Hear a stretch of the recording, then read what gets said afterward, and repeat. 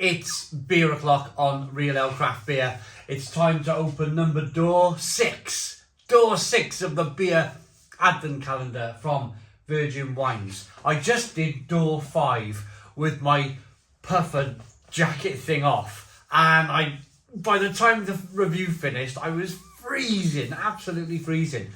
We're outside in the conservatory, cold December morning, back door's open because of acoustics. If we shut the back door, it echoes like mad in here. So it's fully freezing cold here this morning. It's proper Christmassy.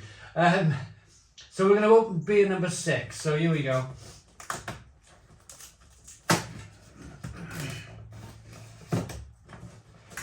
So we had a Utopian Lager, which on beer number 5. And I'm going to be honest with you, that was the best so far.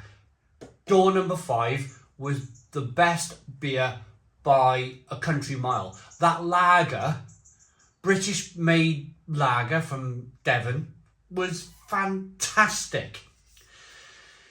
Beer number 6 is Tiny Rebel's Electric Boogaloo Passion Fruit Little New England IPA at 4.5% ABV.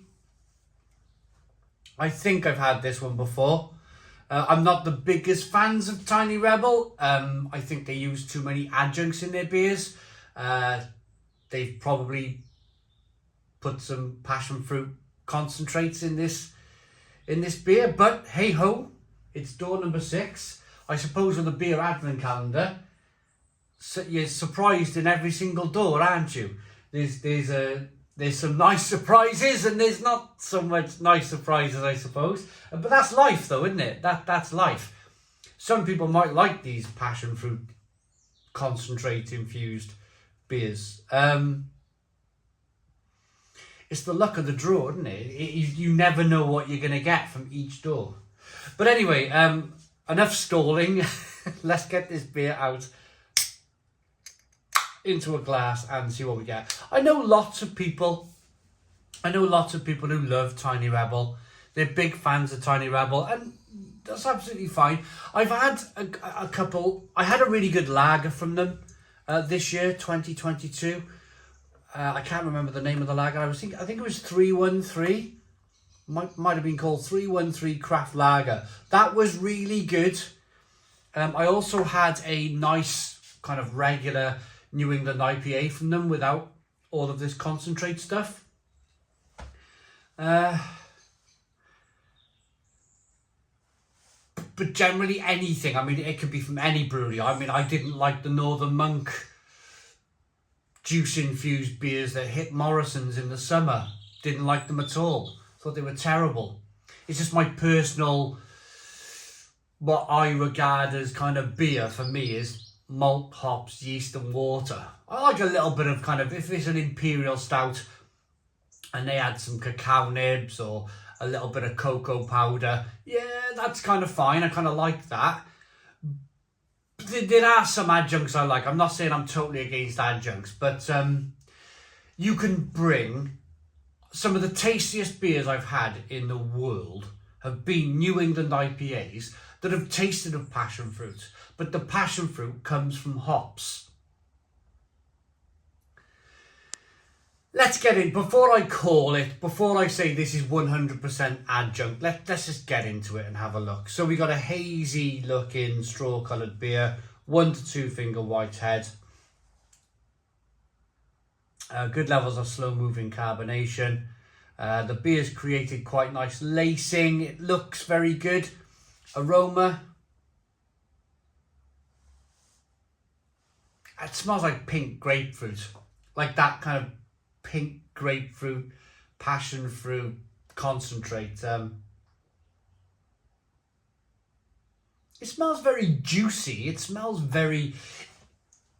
The thing is, there's a lot of people out there that don't understand craft beer, and that's absolutely fine.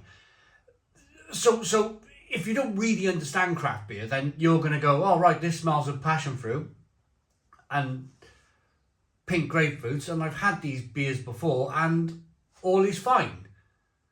But there's levels of passion fruit and pink grapefruit, subtle aromas, and then there's like flying up the glass, up into your nostrils, almost like fuming, almost like a passion fruit.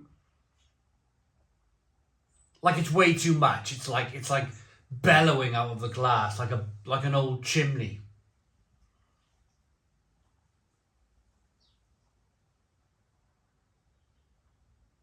Yeah, let's just dive into it. Cheers.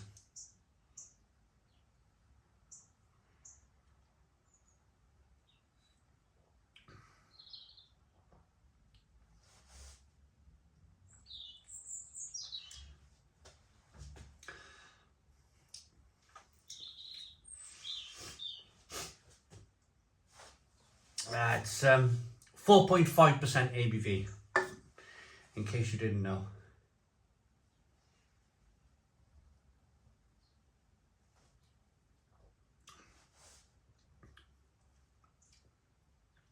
It's quite refreshing. It's quite thin and refreshing. But it's just kind of like tainted with, it's musty. It's like a musty passion fruit. What am I trying to say here? If you were to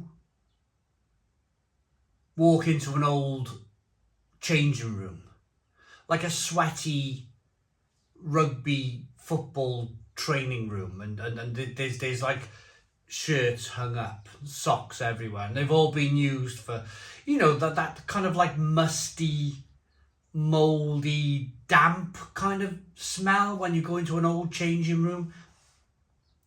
I'm not smelling that. I'm not saying I'm smelling that, but I'm tasting it. I'm tasting a slightly kind of mouldy, musty. There's passion fruit and pink grapefruit in there, in abundance. It's like big and full on. But it's like the finish of the beer. It's like a mouldy mustiness. It's like,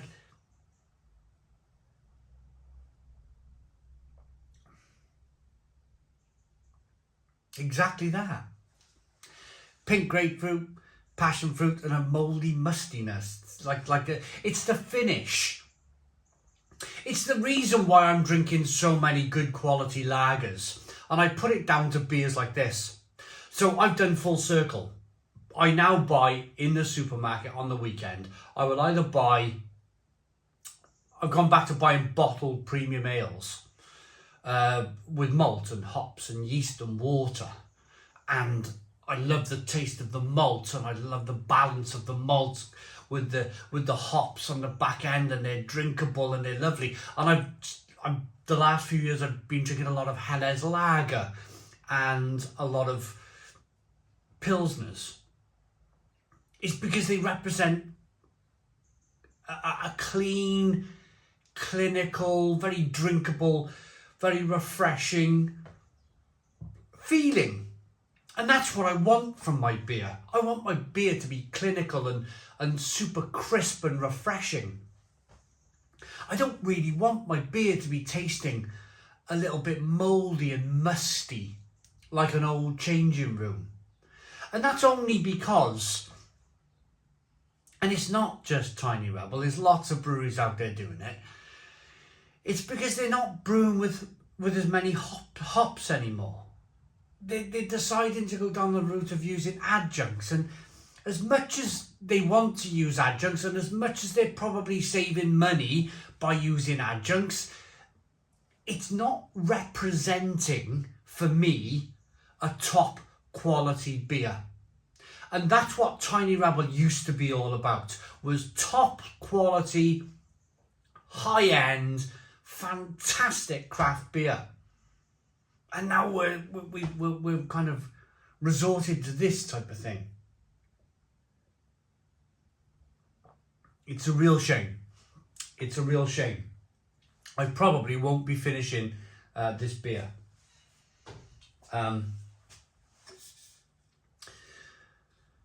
We have one rule: never just make vanilla ice cream. Well, I tell you what, if the vanilla ice cream is made of the most tremendous quality ingredients, then I would much prefer to have vanilla ice cream over some triple rainbow flaky ice cream full of enemas and rubbish.